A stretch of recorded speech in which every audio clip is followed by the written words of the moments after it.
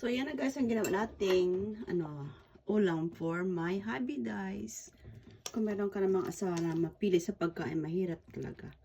So, ito yung ginamit ko sa kanya guys. Yung steamed vegetable siya. Tapos, sinagyan ko siya ng gravy sauce. Alam mo, ito guys. Kuya tofu ang tawag dyan. Siya, dried tokwa or tofu. Yun ang ginawa kong substitute sa meat. Yan guys, ang ulam for today. So, ito ang gamit ko kasi nyo, ang dried na tofu meat substitute. So, maglagay tayo ng garnish na, syempre hindi mawala guys yung paborito kong broccoli sprout.